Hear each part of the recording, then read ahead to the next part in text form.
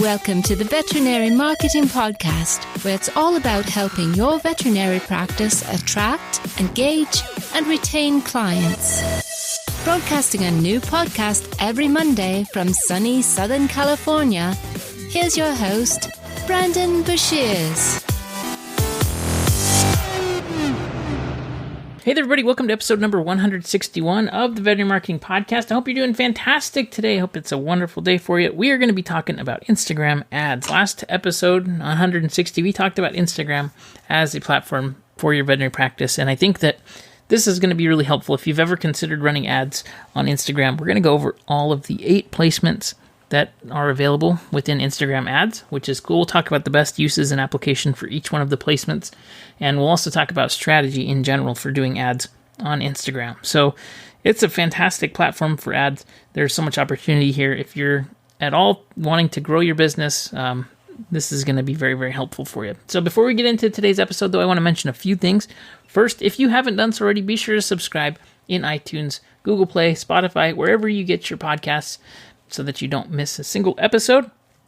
Also want to mention that you should head on over to the Facebook group, the Veterinary Marketing Nerds, and sign up to join that group. It's free. There's tons of great collaboration, and it's a great place to either get help or to help people and learn all kinds of new things. That's cool. All right, so let's jump into today's episode. Instagram. It is a powerhouse of users. There's so much opportunity here, and it just is very, very exciting to see what's going to happen, especially with their new Instagram TV stuff. I think that it's going to be pretty cool. They have publicly said that they want to be a long-form content provider, and I understand it because it helps to increase engagement and get people sticking to the platform more. I do think, though, that right now the way that they have Instagram set up, specifically with their stories, that has, tremendous sticking power. So if you're not familiar with all of the different areas of Instagram, you have the Instagram feed, you have your profile, you have stories, and then you have IGTV. Head on back to last week's episode and make sure that you understand each of those, because that's going to be helpful in understanding the placements. So Instagram is very visual. It's all about seeing stuff. And if you think about the most effective ads on Instagram, specifically the ones that I see working really, really well from brands and businesses, I see ads that are show me type ads. So not just talking about a product. Since it's visual and people are engaging with Instagram on that visual level, it's show me how this product works, especially not relying on audio. It is very much visual. So what kind of show me ads can you create that are going to help to get people to take specific action? And I think that in the veterinary industry, there are so many potentials for the show me kind of ads. And there's also potential for just great engaging type ads that are going to help you to grow your following and really get people engaging with your brand and your business. So let's talk about the 8 different placements here. We'll go in depth to each one more in just a second here, but we have single image ads, which are self-explanatory. It's just a single image. Then we have video ads, which are up to 120 seconds long. So that's a video. It can be in all kinds of orientations and formats. Then we have carousel ads, which are just multiple images or videos in sequence. Then we have lead ads. Then we have story image ads, so that's like a static image inside of stories. Then we have story video ads, which you can do longer than 15 seconds, but anyways, it's broken down into 15-second tidbits. And then we have slideshow ads, which are just a collection of images that Facebook puts into a series of, basically they make it into a video. And then we have collection ads, and collection ads are really cool. They're for e-commerce and selling things directly online. So that's a lot of placements. There is a lot of real estate inside of Instagram, and there's a lot of attention inside of Instagram. So a lot of people don't think about Instagram as an ads platform. They think typically about Facebook ads. So just from like a real estate available type look at Instagram, I think stories have a tremendous opportunity for most practices. I think the call to action inside of stories is fantastic. And you could just use that medium so creatively to engage people, to provide context on your culture. So I think, with all ads that you're running, I think there's a few things that you need to do. First, you need to understand who it is you're targeting. You need to be very clear on the who, what's the avatar, what do they like, what do they engage with, what's going to speak to them, how can you speak to these people in particular. The next thing that you need to really focus on is what is the before and after look like. Once you understand that and what the benefit is in general for working with you, and get as emotional as possible with this, not just the, hey, here's a feature of our product. You can get people who need stuff and that are actively looking for things, but Instagram, people are not searching for stuff. Maybe somebody says, oh, I do need a vaccination for my dog this weekend. Okay. It's just as, a happy accident that it happened that way. But if you want to get people to take a specific action, you need to really lay out the benefit for them and make them understand what's in it for them. Not just talking about the features of your product. They need to understand the benefits. What's the emotional benefits? What are the practical benefits? How does this help them in life in general? And I know that sounds kind of silly in that if you're doing ads for people and you're a veterinarian, you're like, well, we provide better health for pets and things. I get that. But what's the really emotional benefit there? Are you going to make it so that it's easy on them? Do you have a waiting room set up so that they don't waste any time? They're super busy and you understand that, right? So, get to the deeper level if you want to not just be a commodity where you get price shoppers. You have to provide some kind of benefit that is beyond that. So once you know who it is that you're trying to target, you need to have a way for people to take an offer. So you make an offer, which is the promise that your brand is putting out there. So if you come to our practice, you will get this. So that's the offer. If people want to take it, how do they take it? You have to create either a landing page or a way for people to take an appointment or a way for people to call you. Typically, it's better if this is trackable. And so that's why I like to create landing pages, just because it allows me to understand where these leads are coming from, what the results are, and what the cost per result is on that specific landing page. So once you have those things in place, you understand what the offer is, you understand how they're going to be able to take the offer, it is time to put the ad out there. So which ad placement is best for you? That's a question that you're going to have to think about. And so each one of these ad placements has a different feel to it. So single image ads, that's pretty self-explanatory. With single image ads, you're going to want to stand out somehow because Instagram is, again, full of beautiful things and it's kind of like the highlight reel of life. So how can you make your image stand out? Putting a picture of a really cute dog or puppy or kitten, that's awesome. You guys have so much in terms of content to put out there. You have so much in terms of things to use that works well inside the platform already, that you just need to figure out how to use this and how to drive action. Now, with Instagram single image ads, and this goes for video ads as well, you have a call to action button, and then you also have a description below. So in Facebook ads, you have a headline, you have a link description, you have a body copy, and then you just have so much more real estate to work with. So here, the image needs to do the heavy lifting. Or if you have a video, the video needs to do the heavy lifting. So you need to show people what they're going to get. You need to have it stand out. If I was just doing a single image ad, though, I would just want it to stand out and look different from everything else, if possible, so that it captures attention and it doesn't just blend into everything. And I hope that makes sense. But typically, if you're trying to get higher click-through rate or more engagement, it needs to call out your audience and just stand out in general. If you are using the video ads, you have up to 120 seconds. And here, it's show them what it is. So if you're doing dental month, for example, or you want to get dental procedures, if you're showing a before and after of dental cleaning and show people, hey, if you're not taking care of your pet, this is what's going to happen to them. That's, super powerful. Seeing things with your eyes is one of the most powerful ways to actually understand the value of something. So if you can show a before and after, if you can show a picture of a heartworm parasite moving around in a sample, that kind of stuff would be, super, here's what you need to be focusing on. With carousel ads, I love carousel ads because you can get a lot more creative with them. You can take a big image and you can cut it up into sections, and you just have so much more real estate to work with. And so that's something that I think is going to be beneficial for you as a practice. So it's just visual. Show them why they need to come in and what they need to be working on and what's going on inside your practice that they're going to want to come. So highlight different aspects of your practice or different benefits of your practice, whether it's short wait times or a beautiful location that you have at your practice or waiting rooms that are set up as fear-free certified places, whatever it is that makes your practice unique, really showcase that and give them a reason with benefits on why they should be coming to you versus going other places.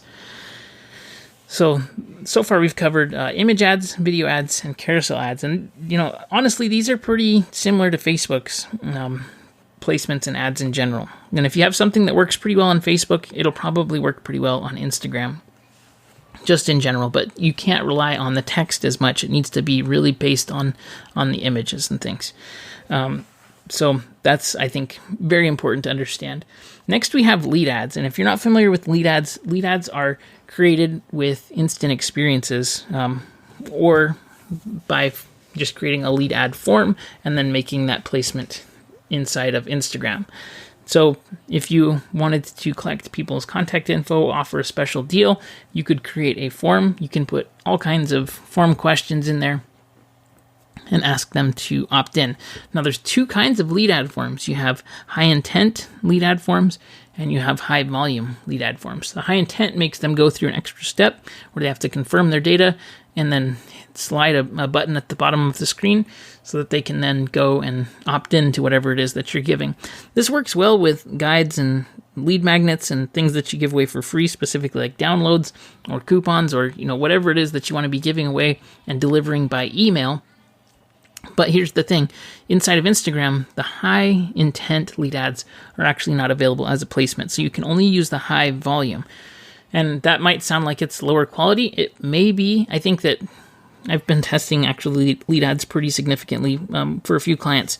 And you just need to make sure that you have a back end set up. And what I mean by that is that you need to have contact methods set up. You need to have Zapier set up. And Zapier is a third-party program that connects two unrelated products. So, for example, if you have lead ads set up and then use MailChimp, or you use Infusionsoft for your email marketing, or you use Twilio for your text message marketing, or whatever it is that you're using to push out messages, as long as it's connected properly so that the follow-up happens automatically, that you don't have to be doing this manually, it's going to be helpful. Because with lead ads across the board for every industry that I've worked in, and I've run tons, I would say I've probably run hundreds of lead ad campaigns, the key to making lead ads work is that you need to have quick follow-up.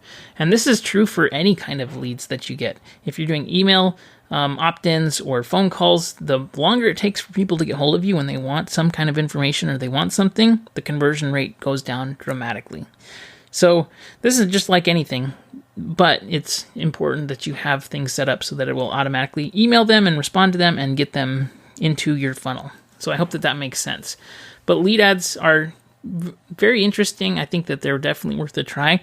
If you want to generate leads where you're getting names and phone numbers and emails, I probably wouldn't go beyond that unless you're mailing something to them physically. Then you would collect address as well. But they're a great way to generate leads, and they're kind of the go-to. A lot of times you'll see this used in real estate and loans just because they want a high volume of leads. So depending on what you're doing in your practice, this might be a cool way to get people to opt in for things. Depends on what you have as far as, like lead magnets and email newsletters and stuff like that. I think that there definitely is opportunity here for that. The next kind of placement is you have story image ads, and these are static images within stories. And I think that this is pretty cool. I've been seeing a lot of really high quality retargeting ads through story image ads, and I think that would be very cool to be using, not just for retargeting, but as placements. I use story image ads a lot of times for live events and webinars for clients that I'm running. And it's a great placement. Overall, the cost is fantastic here. Now, don't forget what the call to action is. The call to action is swipe up. So if people are looking at this, and I think that this is very important, that if you're going to create an image or a video, it needs to include that call to action that is really highlighting swipe up to go to a web page or off-site there. And in general, if you can make it seem like you're an actual user and a brand that's using Instagram like other users do and that you understand it, I think people are going to really respond well to story ads. It just helps to build engagement. People spend time with their friends, their families, and people that they are actively keeping in touch with through stories.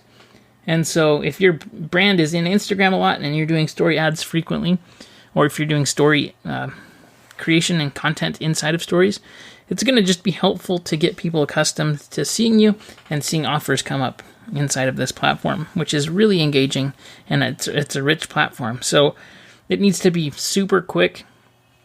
You need to call out the desired audience quickly. The call to action needs to be understood and simple. And again, if you can show them versus telling them, this is going to make a far greater difference.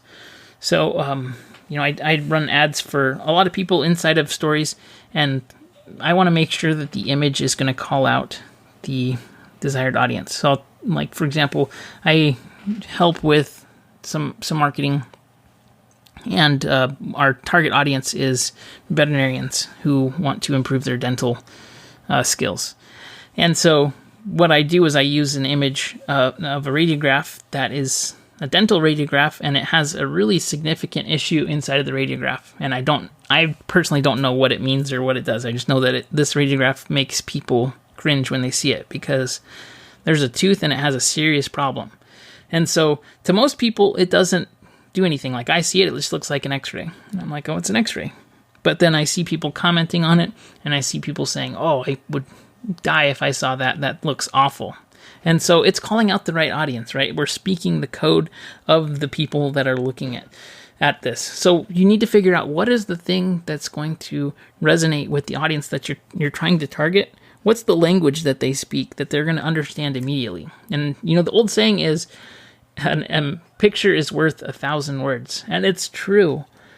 That's what makes Instagram so powerful, is that images, they don't have a language attached to them. It's universal. When somebody sees a picture of a mother with a baby and it's a loving picture, you don't need the backstory on it. You can assume things. Like, if you showed somebody in the United States that picture, you showed somebody in a remote part of the world, they would see that and they would be able to understand what that is. And so think about what kind of images can you use that are going to convey meaning and going to convey emotion and going to convey something to get people to take action. They need to see something, they need to feel something, and then they're going to want to take action. It needs to call them out, and then they can understand, okay, I need to do this or check this out, or this is really interesting, I'll check this out. But one thing for sure that you want to avoid is being boring. You have so much amazing content and stories and people in your practice, so don't waste those things. I think that people, a lot of times, they go for a middle-of-the-road type approach to almost everything just to not rock the boat, right? We need to assume to be professional in everything that we do. It needs to be professional, have an air of professionalism. And especially when it relates to stuff within veterinary practices, that usually means it ends up being boring. So I'm not saying that you have to be abrasive or, crazy or things like that, but what is authentic to your practice, and what are you really thinking about? How are you really trying to convey the information that you're pushing forward, and what are things that you can immediately get some kind of an emotional response from people, and specifically the groups of people that you're looking to reach in your veterinary practice. So that's a story image ad, and then there's also story video ads. Now, within story video ads, they say that the best optimum settings are in portrait, obviously, but you can put content out that is not in portrait. Square works great still. But for the most part, if I'm creating a story ad, I like to make it so that it's in portrait, which is, it has a width of 1080 and a height of 1920 pixels. And that way it just looks good. It looks like it fits properly, and it doesn't look like it was just slapped together and put in different placements. So each one of the placements that I'm running, I will create specific content and specific ads for each one of the placements. I don't reuse stuff throughout, everywhere. I want to make sure that it looks good, that it fits, and that it's natively appropriate. The next thing that we have are slideshow ads. It's really interesting. Slideshow ads, I think, are for the most part a big waste. It's going to automatically put your stuff into a slideshow and push it out there. Every time that I talk to a Facebook ad rep, they're always trying to push slideshow ads. They're like, hey, you don't have time to make videos? No problem. We'll put one in a slideshow. Just stay away from slideshow ads. Although, everything's worth the test, I would say. But for general branding, I guess that's okay. But I don't think most practices need that kind of general branding. If you're going to post something, have a specific purpose. Either highlight a customer, highlight a person working in your practice, highlight a topic, but just don't throw everything together. I think it's sloppy. So slideshow ads, they get a thumbs down for me. But I would love to hear, do you think the same thing? And what do you think? The next that we have are called collection ads. And this is awesome. So collections are, you can upload through your business manager a catalog of either products or services, and then people need to have a way to buy them. So if you have a site that has something, you have to collect payment. So you need to be able to collect payment to get these collection ads. And so in doing that, a lot of brands are doing this now, that if you click the ad, you'll see that the products being used in the ad are highlighted and you can purchase directly from there. So you need some kind of e-commerce setup. Shopify has this set up automatically. I don't think Shopify would work well for most practices. But if you wanted to sell things online, I think that it's definitely worth a shot and to try out. So it's not necessarily directly related to the veterinary industry from a service perspective, but if you can sell things online, whether it's like merchandise from your practice, which would be cool to like brand and have merchandise that people could buy built around your brand, or you could have specific products, or specific, if you have, training guides or all kinds of things. I mean, the sky's the limit. The internet is amazing for selling products. So you need, specific way to collect payment, though, with these ads. So those are all of the 8 placements for ads right now. Instagram TV ads will be coming soon. I know for sure. I think Instagram needs to get on board with paying their creators like a revenue share, because that's a big reason why a lot of creators are not actively going like all in with their content for IGTV, in my opinion. But I may be wrong. I think that building an audience on Instagram is just a huge benefit. But in general, they're going to be adding a lot of features to Instagram. I think Instagram is going to be one of the main focuses for Facebook as far as keeping Facebook alive. And so this is something that's not going to be going away here anytime soon. And as a result, if you're heavy in Facebook right now, you should be going at least as heavy into Instagram, if not more, possibly. But I would love to know, what are your thoughts? Are you considering running ads on Instagram? Have you run ads on Instagram? Be sure to head on over to the Facebook group, the Veterinary Marketing Nerds. And just as we wrap up here, I'm going to give you again kind of a good framework for running ads in general. First, you need to know who it is for. Then you need to know what the before and after is so that you can tell them what the offer is. And then you can create an ad that is appropriate for them. And typically with ads, I like to take ads in 4 steps. First, we test. So every time we run an ad, we create a hypothesis. I think this group of people will like this offer.